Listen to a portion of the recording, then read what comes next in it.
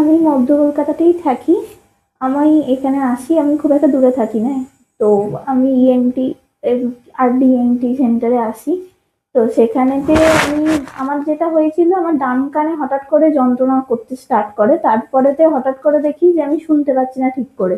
তারপরে আমি আসি, বিশেষ করে খুব যন্ত্রণা হচ্ছিল, এটা নিয়েই প্রথম উপসর্গ, সেটা নিয়েই আসা। পরে আস্তে আস্তে আমি ডান কানে আর মানে বন্ধ হয়ে থাকতো কানটা, আর আমি কিছু শুনতেই পেতাম না। তারপরে ডান কানে কোনো রকম আওয়াজ যেত না, মানে খুব হালকা একটা আওয়াজ আমি পেতাম, তাছাড়া খুব একটা অনেক জোরে কথা বললে তবে গিয়ে যদি আমি একটু শুনতে পেতাম, কিন্তু সেরকম ভাবে শুনতে পাচ্ছিলাম না, যা করছিলাম বাঁ কান দিয়ে। তারপরে এইখানেতে ওষুধ খেতে খেতে আমি একটা টাইমে গিয়ে দেখি আমার পুরোপুরি কানটা মানে খুলে গেল, আমি সব শুনতে পাচ্ছি এরকম।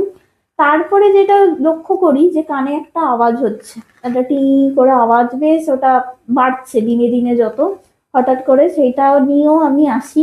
তারপরে তো সেখানেও একটা মানে ওষুধ দেয় ডাক্তারবাবু, তো সেটা খেতে খেতে সেটাও কমে যায়। এখন প্রায় 2-3 মাস হয়ে গেছে, আমার কানে ওরকম আওয়াজও হয় না, আমি কানে পুরোপুরি শুনতেও পাই, যন্ত্রণাও কমে গেছে, এখন পুরোপুরি ভালো আছি।